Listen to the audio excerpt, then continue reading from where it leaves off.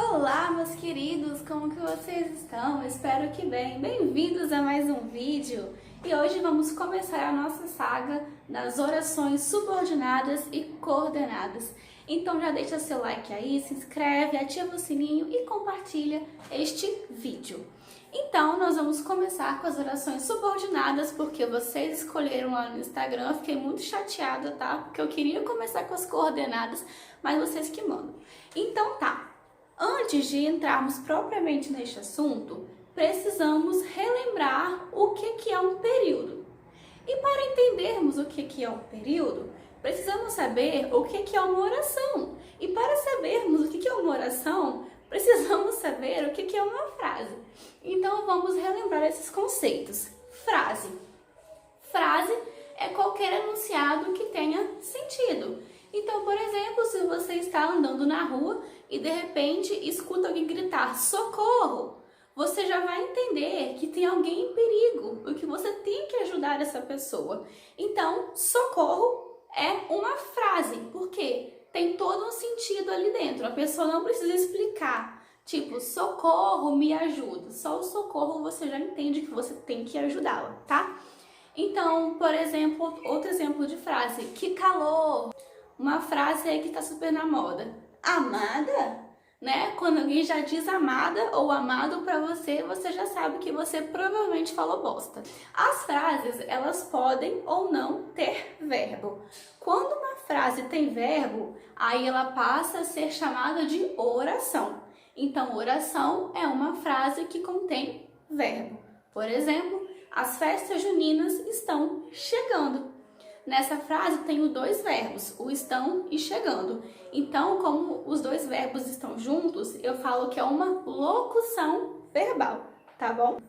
Outro exemplo de oração. Ela saiu de casa com máscara. Aí temos o verbo sair, tá? E o que vem a ser o período? O período é um conjunto de orações. E o período ele sempre termina no ponto final ou no ponto de exclamação e interrogação, tá bom? E o período, por sua vez, ele pode ser um período simples ou um período composto. Acompanha aí comigo. O período ele vai ser simples quando ele tiver somente um verbo, ou seja, somente uma oração.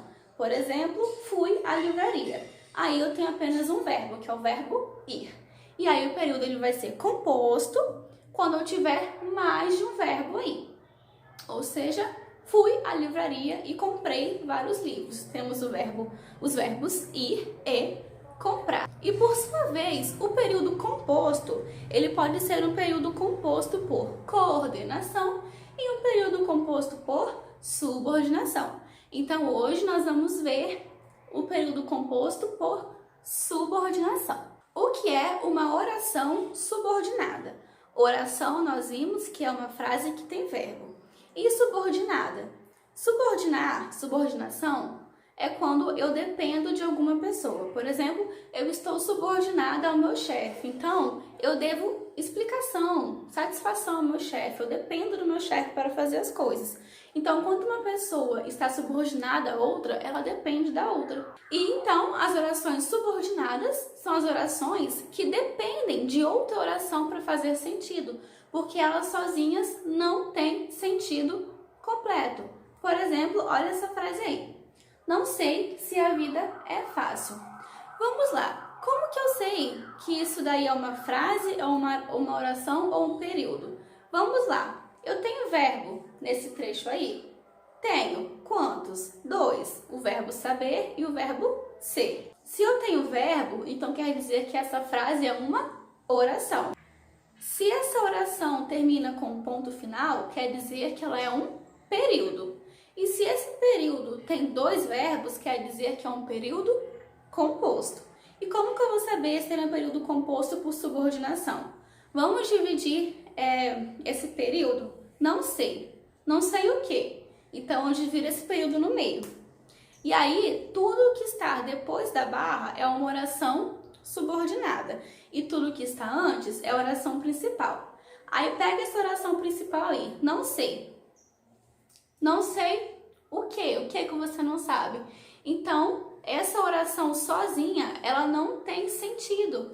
Se você chegar para alguém fora de contexto e apenas falar não sei, a pessoa não vai entender o que você não sabe. Então, como essas duas orações sozinhas não têm sentido completo, elas são subordinadas umas às outras, tá bom? Por sua vez, as orações subordinadas, elas se dividem em três. Elas podem ser orações subordinadas substantivas, adjetivas ou adverbiais. Hoje nós vamos começar a ver as orações subordinadas substantivas, tá bom? As orações subordinadas substantivas, elas se dividem em seis, olha aí. Elas podem ser subjetivas, predicativas, objetivas diretas, objetivas indiretas, completivas nominais e apositivas. E as orações subordinadas substantivas, elas normalmente começam pela conjunção que ou pela conjunção se. Olha aí a frase de baixo, ó. Seria desejável que ela participasse. Como que vamos dividir esse período aí? Onde que está a conjunção? Está no que. Então, põe uma barrinha antes do que. Tudo depois da barra é uma oração subordinada substantiva, porque ela começou com a conjunção. E tudo que está antes da barra é uma oração principal e as duas orações dependem umas das outras para fazer sentido. E a oração subordinada substantiva, ela vai ter valor de substantivo, tá? Por isso que tem esse nome. E como que eu faço para reconhecer quando uma oração subordinada é substantiva? É só trocar a oração por isso ou aquilo. Por exemplo, essa frase aí, seria desejável que ela participasse. Se eu conseguir pegar que ela participasse e trocar por isso, ela vai ser uma oração subordinada substantiva. Vamos tentar? Seria desejável isso, ou seria desejável aquilo, tá bom? E aí, as orações subordinadas substantivas, elas podem ser subjetivas. Quando ela for subjetiva, ela vai exercer a função de sujeito da oração principal. Então, olha aí, eu tenho uma frase, é óbvio que eu tomo café. Vamos então dividir essa frase. Onde que está a conjunção? No que. Então, eu ponho a barrinha aí para dividir a oração. Quantos verbos eu tenho? Tenho dois, o verbo ser e o verbo tomar. Ok, vamos pegar a oração principal. É óbvio. O que é óbvio? Eu tenho um sujeito na oração principal? Não. Onde que eu vou achar o sujeito da oração principal? Vou achar na oração subordinada. Então, sempre que o sujeito da oração principal estiver na oração subordinada, ela vai ser uma oração subordinada substantiva subjetiva, porque vai estar exercendo a função de sujeito da oração principal, tudo bem? E aí, sempre uma diquinha, sempre que a frase for é necessário, é preciso, consta, sempre que começar assim, você já vai saber que vai ser uma oração subordinada substantiva subjetiva, tá bom? E a outra oração que nós vamos ver hoje é a positiva, que exerce a função de aposto. Eu já expliquei com mais detalhes o que é um aposto no vídeo sobre vírgulas, então eu vou deixar aqui no card de informações para você poder lá assistir. Mas o que é um aposto? O aposto, ele é um termo que vai explicar alguma coisa dentro da oração. E normalmente ele vem depois de dois pontos ou entre vírgulas, como esse exemplo aí. Eu só desejo uma coisa, que a quarentena acabe. Então, essa parte de rosa aí é uma oração subordinada substantiva apositiva, porque vem depois de dois pontos e está explicando o desejo da pessoa. O que ela deseja? Que a quarentena acabe, tá? Então, o aposto, ele sempre vai explicar alguma coisa. E como eu disse, ele pode vir entre vírgulas, ó. Amanhã, que é sexta-feira, é dia de maldade. A oração subordinada positiva aí, que está em rosa, está explicando o amanhã.